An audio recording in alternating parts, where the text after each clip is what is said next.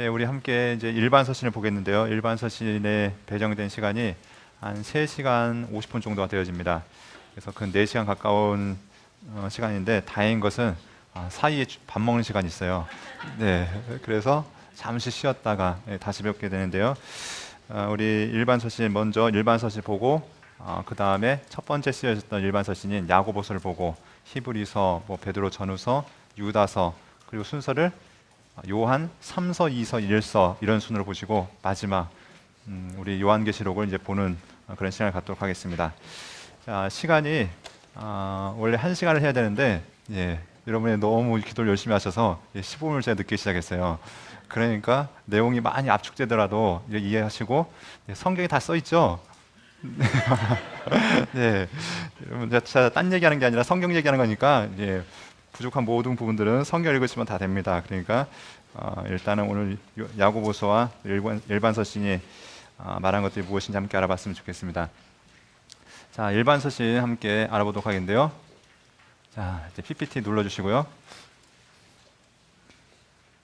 자, 일반 서신한 말이 어디서부터 시작됐을까요? 일반 서신. 네, 우리 교재 보면은 일반 서신, 공동 서신이라는 말이 아폴로니우스라는 사람이 처음 시작했다라고 적고 있는 걸 보게 됩니다. 일반 서신이라는 말은 바울 서신과 좀 구분하기 위해서 지어졌는데 바울 서신이 총 몇 권이었냐면 13권의 책이 있습니다.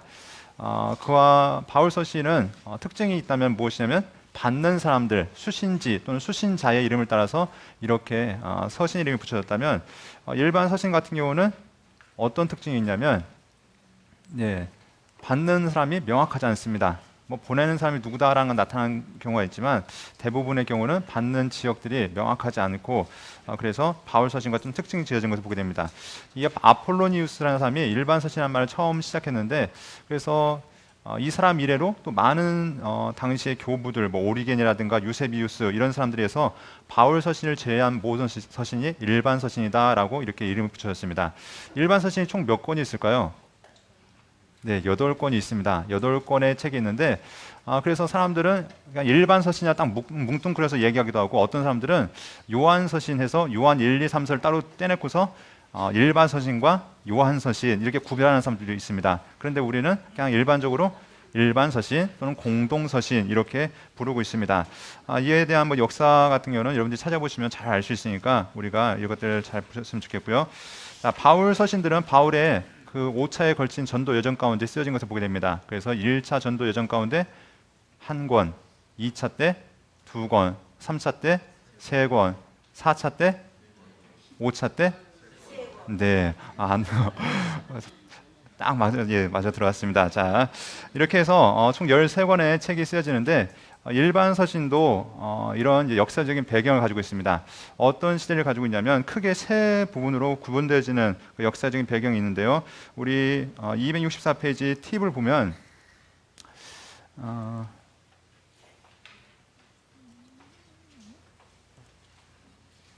자,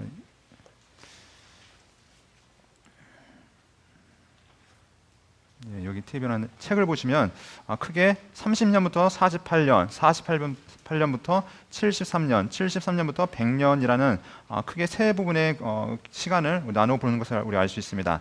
첫 번째 30년부터 48년은 어떤 시기였냐면 교회가 태동하기 시작합니다. 예수님의 부활 승천하신 이후로 사람들이 오순절날 한 곳에 모여서 하나님 앞에 기도하고 어떤 일이 나면 성령 강림 사건이 일어나죠. 그러면서 예루살렘 교회가 탄생하고 수많은 사람들이 교회 안에 머물게 되는 것을 보게 됩니다. 자, 이때는 주요한 기독교인들의 공동체는 구성원들이 어떻게 되냐면 유대인 기독교인인데 그 유대인 기독교인은 어떻게 구분되어지냐면 히브리파 기독교인, 헬라파 기독교인으로 구분되어진 것을 보게 됩니다.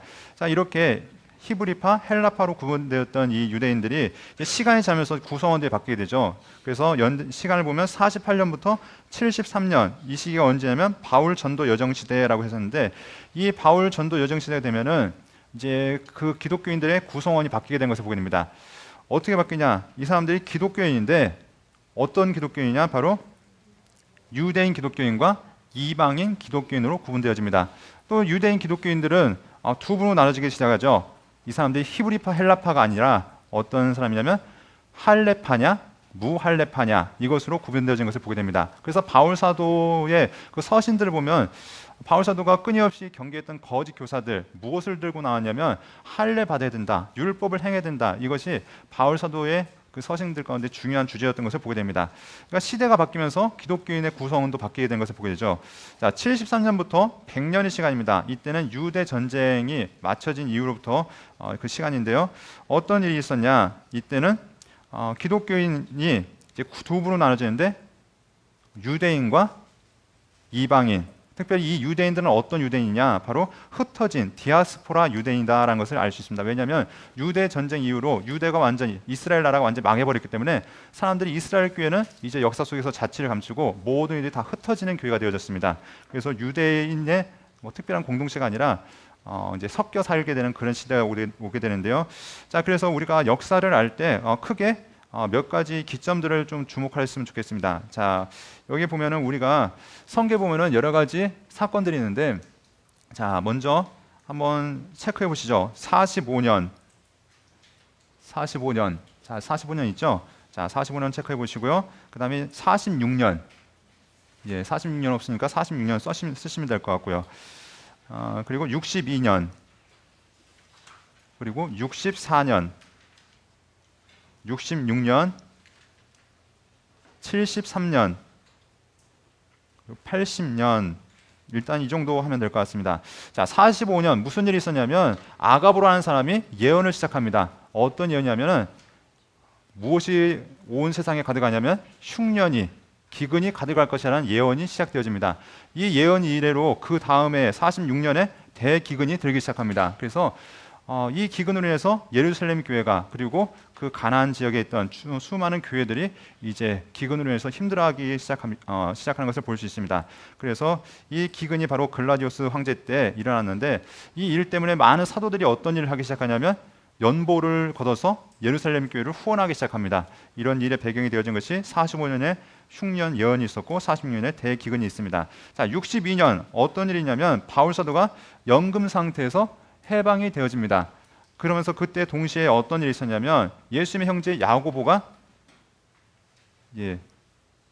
순교하게 되죠. 그래서 교회 지도자였던 형제 야고보가 순교하게 되고 특별히 이 일을 통해서 기독교 예루살렘 교회가 와해되는 시간을 갖게 됩니다. 그래서 예루살렘 교회의 수장이었던 야고보가 순교하면서 예루살렘 교회가 이제 다 흩어지게 되는 일이 있게 되는 것을 볼 수 있습니다. 자, 64년 어떤 일이냐면 로마의 대화재가 발생합니다. 네로 황제가 미쳐가지고 도시를 새롭게 짓겠다고 어떻게 하시는 게 아니라 어떻게 합니까? 네, 도시를 이제 불을 질러버리죠. 그리고 그 모든 책임을 기독교인들한테 돌리는 것들을 우리가 볼 수 있습니다. 자, 이런 일이 시작되어서 기독교인이 로마 그 나라 안에서 이제 박해가 시작되어졌고요. 자, 66년 이제 유대 가운데 아주 큰 일이 발생합니다. 그것은 바로 유대 반란 사건, 유대 전쟁이 시작되어집니다. 몇 년의 전쟁이냐면 7년 전쟁이 있습니다. 유대 7년 전쟁이 벌어지면서 결국 몇 년의 나라가 망하냐면 73년에 마사다 함락이 이루어지면서 완전히 유대가 패망하게 됩니다. 그 전에 70년에 무슨 일이 있냐면 유대의 성전이 완전히 회파되는 사건이 역사 가운데 있는 것을 보게 됩니다. 자, 이런 기점들이 있는데 이런 시대 가운데 어떤 서신이 쓰여지게 되냐면 바로 일반 서신이 각 교회들을 향해서 보내지기 시작합니다. 그러니까 우리가 이런 배경들을 고려하시고 일반 서신을 보셔야지 이런 배경과 전혀 상관없이 일반 서신 읽으면은 전혀 딴소리 할 수 있기 때문에 우리가 배경들을 머릿속에 일단 심어놓으셨으면 좋겠습니다. 자, 그래서 우리 264페이지로 돌아오시면 서신들이 있고 각 기록 연대들이 있는 것을 보게 됩니다. 자, 먼저 야고보서 있죠. 야고보서는 기록 연대가 46년부터 49년까지입니다. 기록 장소는 예루살렘이고 기록자는 주의 동생 야고보라고 이야기하고 있습니다. 자, 46년 어떤 일이 있다고 말씀드렸습니까? 대기근이 있습니다. 그러면은 가장 직접적으로 피해받는 지역은 예루살렘 지역이었습니다. 바로 야고보가 어느 교회의 수장이었습니까? 예루살렘 교회 수장이었으니까 여러분 편지를 쓰면 이 기근의 상황이 고려가 반영이 될까요? 안 될까요? 당연히 되겠죠. 그러니까 여러분이 야고보서를 읽다 보면은 당시 사람들이 이 기근으로 해서 힘들었겠구나. 그리고 특별히 기독교의 박해는 계속 되어지고 있습니다. 예수님 이래로, 예수님이 부활승천하신 이래로, 아니 예수님이 이 땅에 나타나신 이래로 기독교인들에 대한 박해는 계속 있었는데 그러니까 항상 일반 서신들을 읽으실 때는 고려하셔야 되는 것이 무엇이냐면 고난과 박해, 특별히 야고보서는 기근이라는 상황까지 함께 보시면서 우리가 그 내용들을 이해하셔야 바로 우리가 내용들을 숙지할 수 있을 것입니다. 자, 히브리서입니다. 시간이 좀 지났습니다. 62년입니다. 62년은 어떤 상황이라 말씀드렸습니까? 예, 특별히 교회 예수님의 형제였던 야고보가 순교하는 상황이라 말씀드렸습니다. 자, 예수님의 형제 야고보가 순교하면서 예루살렘 교회가 와해되어졌습니다. 그리고 사람들은 이제 다 뿔뿔이 흩어집니다. 이러면서 특별히 이 시대에는 민족 의식, 그러니까 독립 의식이 아주 고취되던 시대였습니다. 로마에 대항해서 야, 우리가 나라를 회복해야 되지 않겠냐? 그러기 위해서 야, 우리 민족, 우리의 신앙 안에서 하나가 되어야 된다. 유대인들의 신앙의 핵심이 무엇이었냐면 유대교였죠. 그러니까 야, 유대교로 모여라 하면서 사람들이 기독교로 갔던 자들, 그리고 그들의 믿음이 약했던 자들을 다시 유대교로 하나 되게 하기 위해서 힘쓰던 당시였습니다. 그러니까 수많은 사람들이 예수님을 버리고 어떻게 보면 다시 개종하는 상황이었습니다.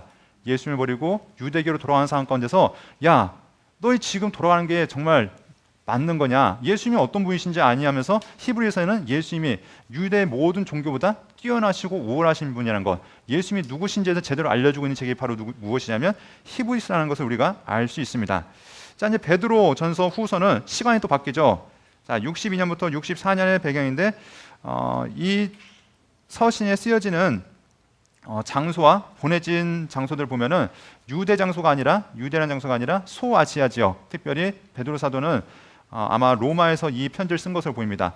그렇다면은 직접적으로 이제 고난과 그 유대 정부의 지방 관리들에 의해서 박해를 받고 또 그들이 유대인들에서 핍박받는 상황 가운데서 이들에게 믿음을 어떻게 지켜나가야 될지, 그리스도인들은 고난을 피하는 자들이 아니라 고난을 극복하는 자들이라 끝까지 인내하면서 그 고난을 참아내야 된다라는 것들이 베드로 사도의 이야기인 것을 보게 됩니다.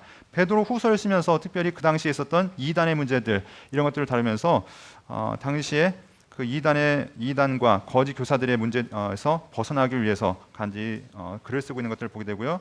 자, 유다서, 요한 1서, 2서, 유다서까지 보면은 예수님의 형제였던 유다가 유대 기독교인들을 향해 쓰면서 특별히 당시에 있었던 이단의 문제도 또한 거짓 교사들의 문제도 다루고 있는 것들을 보게 됩니다.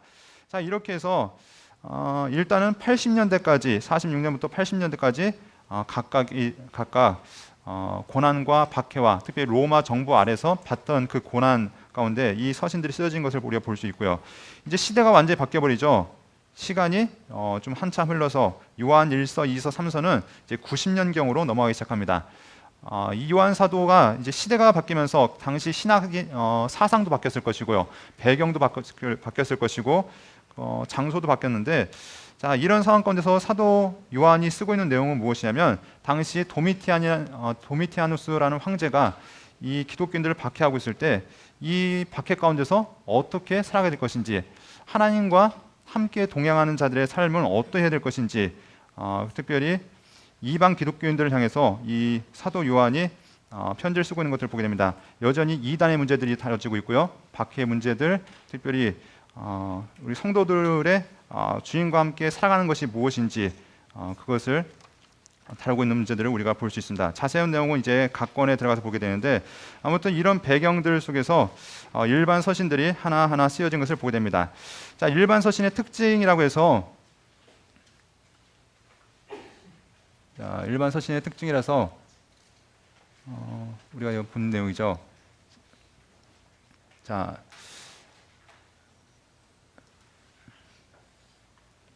특징이라서 옆에 265페이지에 나왔는데요. 크게 한 5가지 특징을 우리가 바울 서신과 비교해서 볼 수 있습니다. 아까 얘기했던 것처럼 일반 서신의 특징은 바울 서신이 수신자 또는 수신지의 이름을 썼던 것에 비해서 일반 서신들은 보통 발신자의 이름을 쓰고 있다는 것이 일반적인 내용이고요.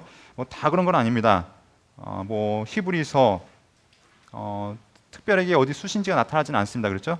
발신자도 나타나지 않고 이런 특징적인 것도 있지만 대부분은 발신자의 이름을 따고 있다. 두 번째 같은 경우는 일반 서신의 수신지가 확실하지 않다는 것들, 그리고 대부분 흩어진 유대인들이 썼고, 특별히 사도 베드로 같은 경우는 소아시아 있는 사람들, 사도 요한 같은 경우는 소아시아의 교회와 또 성교들 여겨지는 가이오 그의 공동체를 향해서, 유다는 거짓 교사들로 인해서 힘들어하는 그 알려지지 않은 지역들, 그러니까 그 수신지가 확실하지 않다는 것들, 이걸 보고 있고요.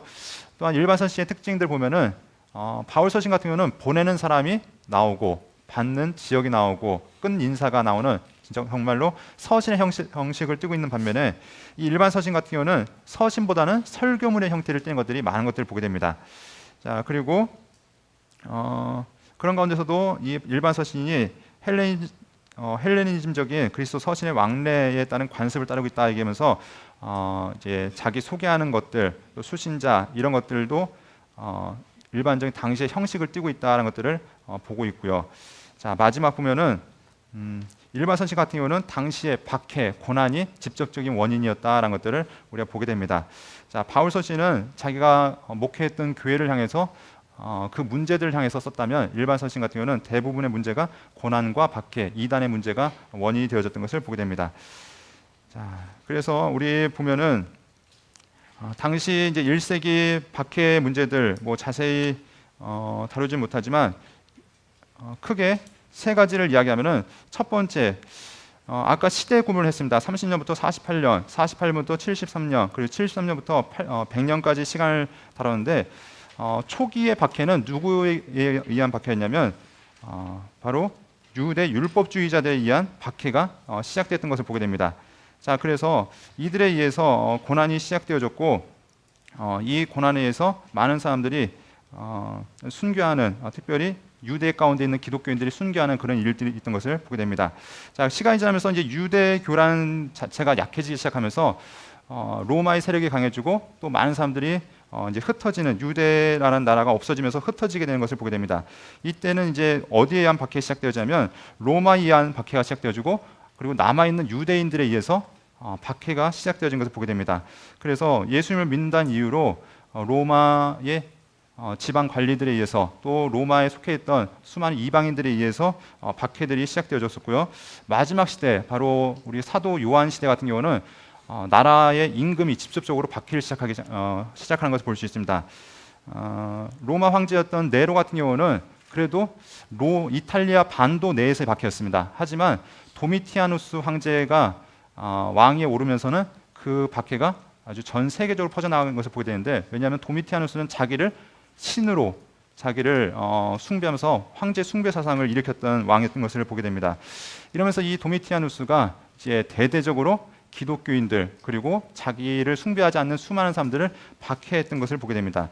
그러니까 우리가 이 세 시대, 첫 번째 유대 율법주의자들에 의한 박해 시대, 그리고 로마 정부들과 유대인들에 의한 박해, 그리고 세 번째는 로마 황제에 의한 박해, 이렇게 크게 세 시대가 있는데요. 이런 것들을 여러분들 한번 배경으로 잘 살펴보셨으면 좋겠습니다. 네.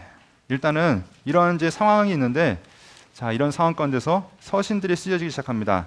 자, 첫 번째 야고보서는 여러분이 잘 아시는 것처럼 바울 서신의 갈라디아서보다 더 일찍 쓰여진 것으로 우리가 보고 있습니다.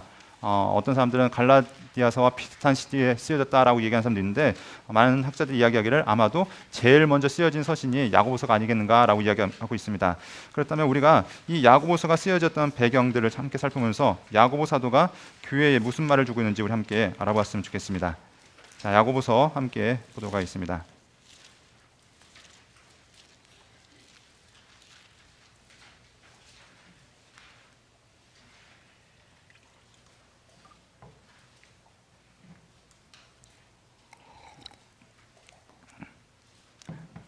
자, 야고보서입니다.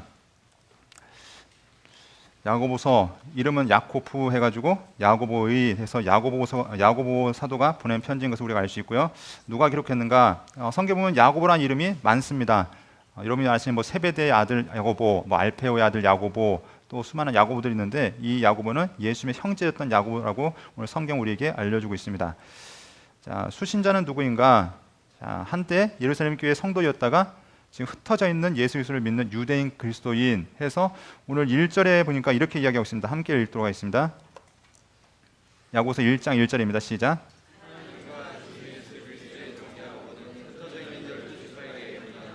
자, 흩어져 있는 12지파에게 문안한다. 그럼 여기에 있는 12지파가 누굴 상징하는 걸까요? 이스라엘의 12지파, 그것을 얘기한 걸까요? 예, 그거보다는 지금 유대인을 지칭하는데 예수 그리스도를 믿고 있는 기독교인들을 지칭해서 지금 이야기하는 것을 볼 수 있습니다.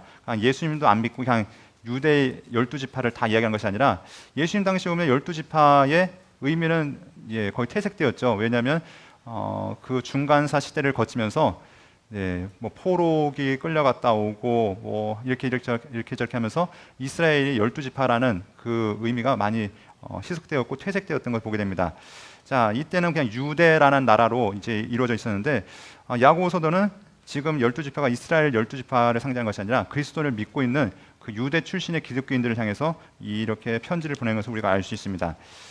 자, 연대는 아까 말씀드렸던 것처럼 46년부터 49년까지, 그러니까 기독교 지금 유대주의자들에 의해서 기독교 박해가 계속 되어지고 있고, 특별히 아가보의 예언을 따라서 지금 대기근이 들어서 예루살렘이 힘든 상황 가운데서 이러한 편지가 쓰여진 것을 우리가 알 수 있습니다. 자, 이 시대를 추정하는 근거가 무엇이냐면 뭐 여러 가지 이유들이 있는데, 이방인 그리스도의 언급이나 그들과 유대 그리스도의 관계에 대한 언급이 없다. 뭐 나머지 것들은 읽어보시면 되겠죠. 아직 교회라는 용어보다는 회당이라는 용어를 사용한다. 그러니까 아마도 상당히 초기에 쓰여진 서신이기 때문에 아직 그 뭐 교회라든가 아직 기독교적인 전문 용어가 나타나지 않는다는 것을 우리가 볼 수 있습니다.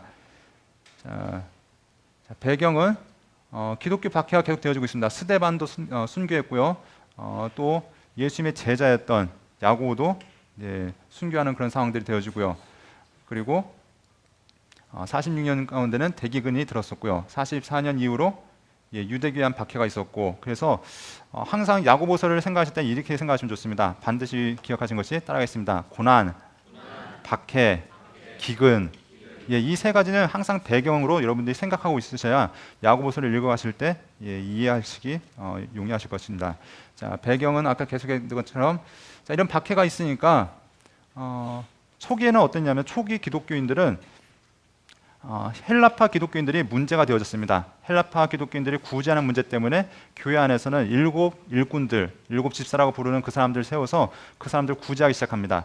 그런데 이제 기독교 박해가 지속되어지니까 헬라파 기독교인들이 이제 흩어지기 시작합니다. 그들이 흩어졌다는 것은 자기 집으로 돌아갔다는 거죠. 그런데 히브리파 기독교인들도 결국 예루살렘에 있지 못하고 떨어지게 됩니다. 그러면 누가 이방이 되어지냐면, 과거에는 헬라파 기독교인들이 이방인이었고 히브리파 기독교인이 주인이었다면 이제 반전되어지죠. 헬라파 기독교인들이 주인이 되어지고 히브리파 기독교인들이 이방인이 되어지는 상황이 되어집니다. 이런 상황 가운데서 뭐 먹고 살기 충분하면 상관이 없는데 박해와 더불어서 기근이 닥쳤기 때문에 이제 구제의 문제가 그들 가운데 시급한 문제로 떠오르기 시작합니다. 이런 상황 가운데서 처음에는 그냥 사랑으로 대했지만 이것도 가난도 1, 2년이죠. 계속 지속되어지니까 그들 가운데 먹는 문제들, 특별히 구제의 문제들이 아주 심각한 문제가 되어지기 시작합니다. 그러면서 교회 안에서 계속해서 갈등이 있고 사랑이 식어지는 그런 상황들이 있는 것들을 보게 되고요. 자, 사랑이 식어지면 가장 먼저 험하게 나오는 것이 말이 험하게 나오죠. 그렇죠? 네. 그러면서 이제 말로 인한 갈등도 그 교회 안에 지속되어졌던 것을 보게 됩니다. 자, 그러면서 이 교회의 모습이 초기에 있던 그 교회의 모습이 아닌 점점 세속화되어진 것을 보면서 야고보 사도가 이들을 경계하면서 그들이 돌이키기를 바라면서 이 야고보서를 쓰고 있는 것을 우리가 알 수 있습니다. 자, 우리가 야고보서 기록된 시대 하면은 46년에서 49년, 그래서 야고보서를 기록하는데 예루살렘에서 흩어진 기독교인들을 향해서 쓰여졌다라는 것들을 우리가 알 수 있습니다. 자, 기록 목적입니다. 뭐 지금까지 계속했던 이야기입니다. 자, 그래서 박해로 인해 환난과 시험 당할 그리스도인들에게 인내하라라고 오늘 우리에게 부탁하고 있고요. 자, 믿음과 함께 가는 행함의 중요성. 그러니까 단지 이 야고보서라는 책은 우리에게 뭐 교리적인 책이 아닙니다. 교리 논쟁의 책이 아니라 믿음이냐 행함이냐 이걸 따지는 책이 아니라 당시 상황 가운데서 그들에게 주어지는 야고보 사도의 권면이었고 또 그들의 삶의 지침이었다는 것을 우리가 기억해야 될 것입니다. 근데 그들에게 원했던 가장 중요한 지침이 무엇이었냐면, 너희가 정말 하나님을 믿는다고 얘기하는데 이 믿음이 무엇인지 아니? 이것은 너희의 행함과 함께하는 믿음이야. 다시 말해서 사랑의 실천이 있는 믿음이 진짜 믿음이라는 것을 그들에게 알려준 것을 우리가 알 수 있습니다. 그리고 진정한 믿음이 무엇이냐? 그것은 특별한 삶이 아니라 매일의 실제 삶에서 행위로 나타나야 된다는 것을 이야기하고 있고요. 특별히 성도는 서로 사랑의 관계를 회복해야 된다는 것들을 그들에게 권면한 것을 알 수 있습니다. 자, 우리가 그러면은 전체 보기를 보겠습니다. 야고보서는 5장입니다. 그리 길지 않습니다. 예, 우리 고준도 목사님은 네, 아주 머리가 좋으셔가지고 네, 장수를 아주 기발하게 하시는데 네, 야고보서 그냥 5장으로 외우십시오. 자, 우리가 세 부분 나눠서 볼 수 있습니다. 우리 1장과 또 2장부터 4장 그리고 5장 세 부분 나눠서 볼 수 있는데, 자, 첫 번째 함께 읽어보겠습니다. 시험에 대처하는 개인의 바른 자세. 자, 우리가 배경이 있다고 했죠. 야고보서의 배경은 고난과 박해와 기근. 자, 이런 상황 가운데서 이런 어려움이 닥쳐왔을 때 개인은 어떻게 해야 되는 것인가? 여기에 대해서 어떻게 대처하는 것인가? 이것이 1장에 나오고 있습니다.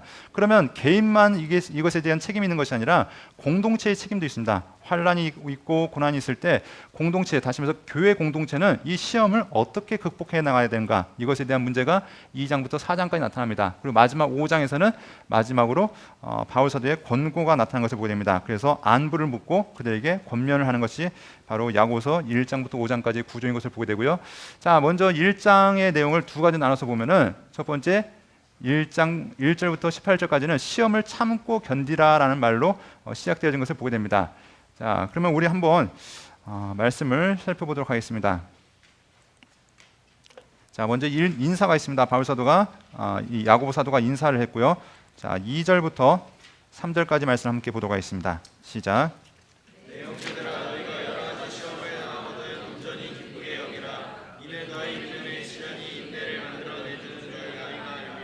자, 계속 바울이 나오네요. 네.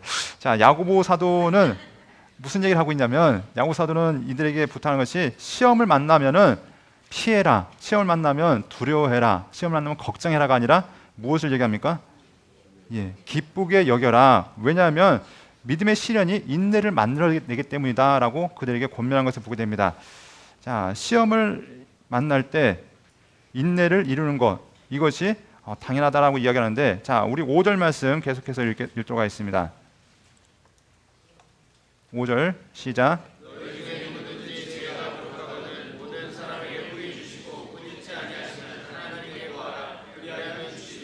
자, 여러분 이 말씀 정말 좋아하시죠?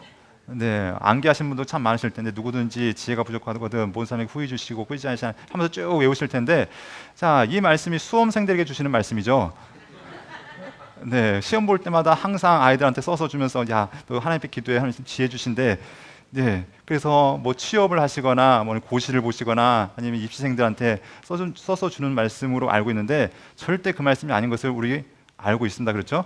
왜냐하면 지금 어떤 상황에 지혜를 구해야 되냐면, 너희 지금 시험을 당하고 고난을 당할 때 너희가 하나님 앞에 구해야 될 것은 지혜이다. 왜냐하면 왜 지혜가 필요한가? 이 고난을 너희 눈으로 바라본 것이 아니라 하나님의 눈으로 바라보기 위해서 이 지혜를 구하라고 이야기하는 것을 우리가 알 수 있습니다. 자, 그래서 우리 한번 9절 10절 말씀 함께 성경을 보면서 함께 읽도록 하겠습니다. 9절 10절 시작.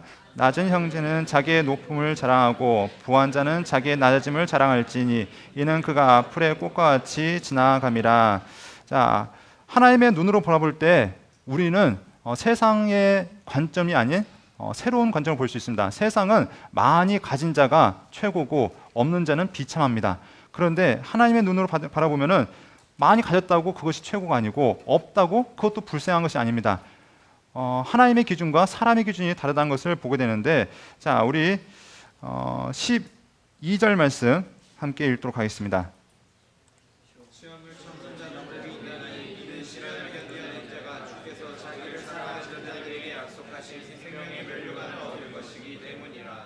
자, 오늘 시험을 찾는 자가 복이 있다라고 이야기하고 있습니다. 이는 시련을 견디는 자가 주께서 자기를 사랑하는 자에게 약속하신 생명의 면류관을 얻을 것이기 때문이다라고 얘기합니다. 자, 하나님께서 시험을 찾는 자에게, 또 하나님께 인정받는 자에게 하나님께서는 생명의 면류관을 주신다라고 이야기하고 있습니다.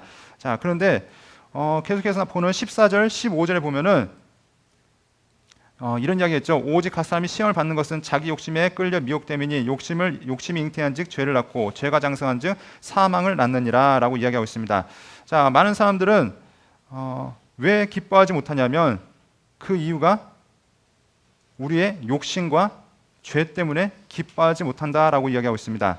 자, 성경은 하나님의 눈으로 세상을 바라볼 때 우리의 고통과 고난이 단지 사람들이 말한 것처럼 이것이 저주고 이것이 우리의 삶을 완전히 무너뜨린 것이 아니라 이것이 하나님의 복의 수단이 될 수 있다는 것을 이야기하고 있습니다.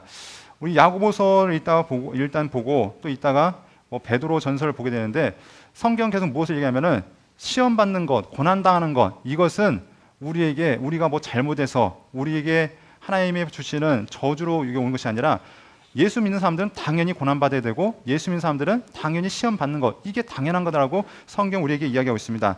그런데 욕심에서 오는 시험, 욕심에서 오는 고난은 반드시 경계해야 된다라고 이야기하고 있습니다.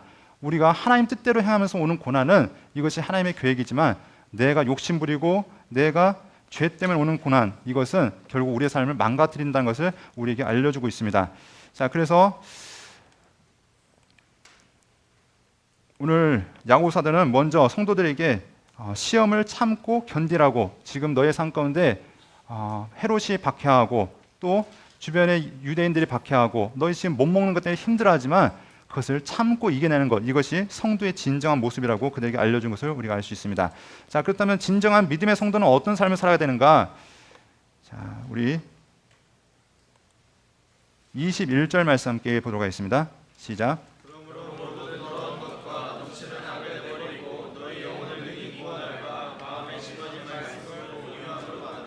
자, 그들은 하나님 말씀을 온유하라고 받는 작업이 필요하다는 것을 이야기하고 있습니다. 다시 말해서 하나님 말씀에 귀를 기울여야 됩니다. 성도들의 삶은 하나님 말씀을 떠나서는 절대 살 수 없습니다. 고난은 그냥 내 마음으로 견뎌내는 것이 아니라 하나님 말씀에 기초해서 이 말씀을 붙들고 이겨내야 된다라고 성경은 이야기하고 있습니다. 단지 붙드는 것을, 말씀을 받는 것으로 그치는 것이 아니라 말씀을 이제 어떻게 되는가? 듣고 행해야 되는데 우리 22절, 25절 말씀 함께 보겠습니다.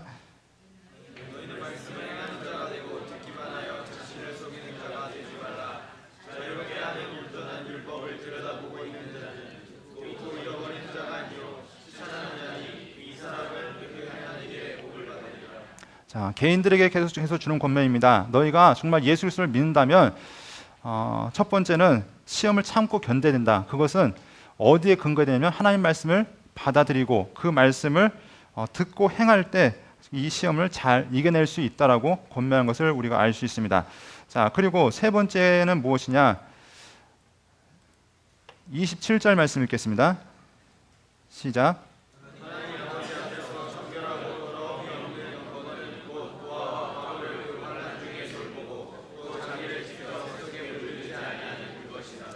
자, 27절에서 이야기하는 것이 무엇이냐면 이제 결론적으로 이야기합니다. 너희가 정말로 예수 그리스도를 믿는다 할 때 그 삶은 어떤 삶을 나타나야 되는가? 하나님 말씀을 받아야 되고 들은 것을 지켜나가야 된다. 그런데 그 말씀을 지키는 것이 어떻게 삶으로 실천되어야 되는가? 그것은 바로 고아와 과부를 그 환난 중에 돌아보아야 된다라고 이야기하고 있습니다. 그러면은 고아와 과부만 힘든 상황입니까? 아니죠. 자기도 힘들어서 자기도 죽고 된 상이죠. 예, 나도 죽을 것 같지만 어떻게 하라는 것입니까? 먼저 연약한 자들 돌보라고 그들에게 권면한 것을 보게 됩니다. 진짜 경건은 다 갖춰져 있을 때 있는 거 나눠준 게 아니라 내가 지금 나도 죽을 것 같지만 나의 것을 함께 나누는 것, 그들을 돌보는 것, 이것이 하나님께서 기뻐하시는 믿음의 삶이라는 것을 우리에게 알려주고 있습니다. 그래서 279페이지 보면은 우리 도표를 아주 예쁘게 잘 그려놨죠. 우리 김상현 목사님이 잘 그려놓으셨는데, 자, 진짜 믿음이 무엇인가? 진짜 믿음은 행함과 믿음과 지식이 함께 다 공유되어진 것이지 따로따로 있는 것이 아니라는 것을 이야기하고 있습니다. 자, 그래서 온전한 믿음은 행함과 믿음과 이 지식이 함께 나가는 것을 우리에게 알려주고 있습니다. 자, 그렇다면은 개인들한테 이걸 원했다면 야고보서가 교회들에게 무엇을 권면하고 있는가? 시험이 닥쳐올 때, 고난이 닥쳐올 때, 신에 닥쳐올 때 이것들을 어떻게 이겨내야 되는가? 첫 번째 2장 1절부터 2장 3절과 4절 말씀 함께 보도록 하겠습니다. 2장 3절부터요. 너희가 아름다운 옷을 입은 자를 눈여보고 말하되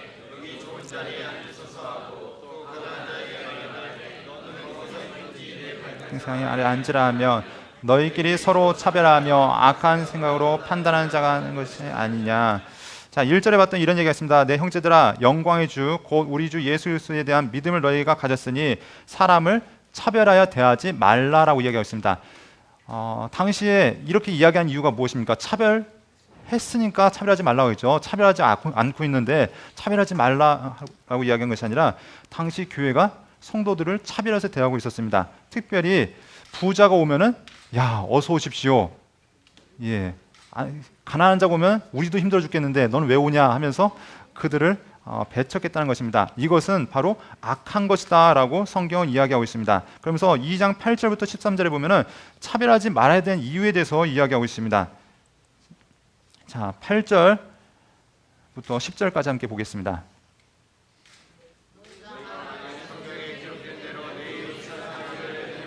자라 하신 최고의 법을 지키면 자라는 것이니와 만일 너희가 사람에 대하면 죄를 짓는 것이니 율법이 너희를 범법자로 정죄하리라. 누구든지 온 율법을 지키다가 그 하나를 범하면 모두 범한 자가 되니. 자, 성경은 이야기하기를 왜 차별하지 말아야 되는가? 누가 명하신 명령입니까? 하나님께서 명하신 명령이기 때문에 예수 그리스도를 믿는 자는 말씀의 기초에서 나간 자들인데 바로 성경에서 예수님께서 직접 말씀하셨고 구약이 우리에게 계속해서 형제 사랑을 이야기하고 있기 때문에 우리는 그렇게 살아야 된다라고 이야기하고 있습니다. 자, 그래서 계속해 보면 2장 14절부터 17절까지는 그러면서 행함이 없는 믿음은 죽은 것이다 얘기하면서 진짜 믿음의 사람은 어떻게 하는가?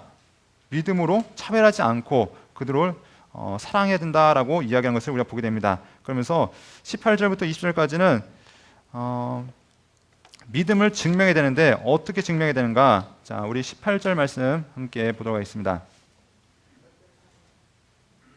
함께 읽겠습니다. 시작.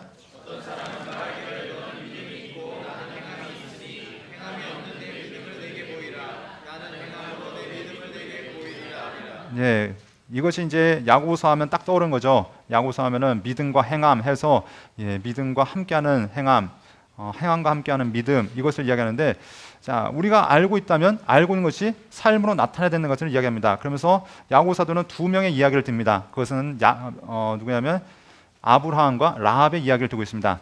아브라함은 하나님 믿는다고 얘기했을 때 단지 머리로만 고백하지 않았다. 그는 자기 아들을 바치는 모습을 통해서 그의 믿음이 정말 진실된 것을 보여줬다. 라합도 하나님에 대한 소식을 듣고 하나님을 알고 있었는데 내가 하나님 믿습니다라고 말만 고백한 것이 아니라 하나님을 믿기 때문에 하나님께서 보내신 그 정탐꾼들을 믿음으로 돌봐줬다라는 이야기를 이 야고보 사도가 하고 있는 것들을 보게 됩니다. 자, 그런 다음에 그렇다면은 우리가 교회 공동체를 세우기 위해서 가장 중요한 것이 무엇인가? 그럼 사랑으로 행한다는 것, 이것은 어떤 모습부터 나가야 되는가? 그것은 바로 먼저 입술을 주의하는 것부터 나가야 된다라고 이야기하고 있습니다. 2절 말씀 보겠습니다.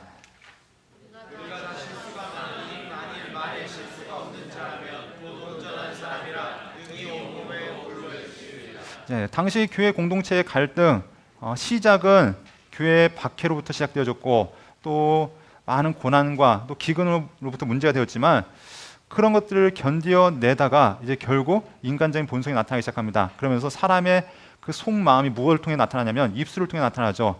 그래서 겉으로는 정말 거룩한 성도 같고 겉으로는 정말 그럴듯한 사람 같은데 말로 서로에게 상처 주고 있는 모습들을 보게 됩니다. 그래서 통제를 벗어난 말이 얼마나 위험한지에 대해서 야고보 사도는 그들에게 알려주고 있는 것들을 보게 됩니다. 그러면서 가장 중요한 것이 무엇이냐? 세상에 말도 길들일 수 있고 배도 길들일 수 있고 다 길들일 수 있지만 우리의 혀는 길들일 수 없다. 세상 모든 짐승들 다 길들일 수 있지만 우리의 입술을 주의해서 나아가야 된다라고 얘기합니다. 그래서 8절 말씀 함께 읽겠습니다.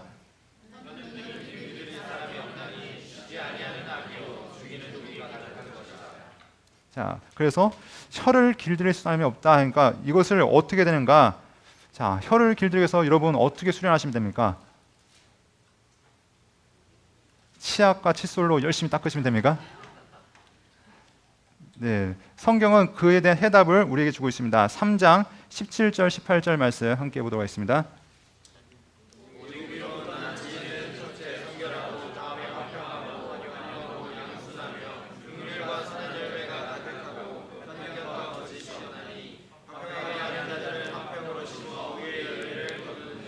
결국 사람의 노력과 사람의 수고로 우리의 혀를 길들인 것이 아니라 하나님으로부터 온 은혜가 있어야 우리의 혀를 길들일 수 있다라고 얘기하고 있습니다. 우리 앞에서도 사람들에게 고난이 닥쳐올 때, 시련이 닥쳐올 때 하나님의 지혜를 구하라고 말했습니다. 야고보 사도는 지금도 계속해서 하나님께로부터 온 지혜가 우리의 혀를 길들일 수 있고 우리를 사랑으로 채울 수 있다라고 이야기하는 것을 보게 됩니다. 자, 4장으로 넘어갑니다. 4장은 이제 무슨 얘기를 하냐면, 자, 성도들은 특별히 교회 공동체는 어떤 삶을 살아야 되는가? 교회 공동체의 그 갈등의 원인이 무엇인가? 그것은 바로 정욕이라고 이야기하고 있습니다. 4장 1절에 함께 읽도록 하겠습니다.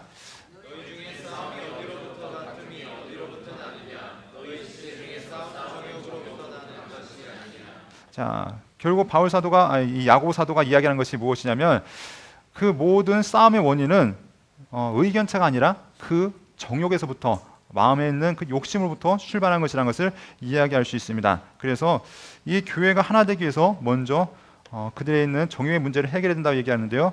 자, 그러면서 4절 말씀 함께 읽겠습니다.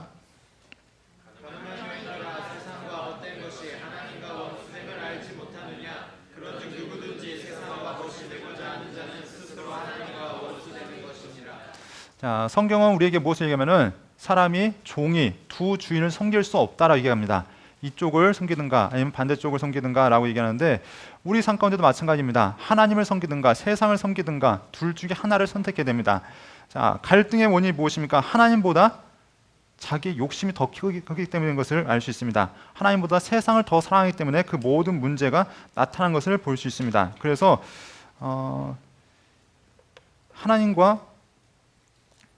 하나님을 섬기지 않는 자들, 결국 그들은 다 하나님과 원수 되어질 수밖에 없고 세상과 버탈 수밖에 없다라고 성경은 이야기하고 있습니다.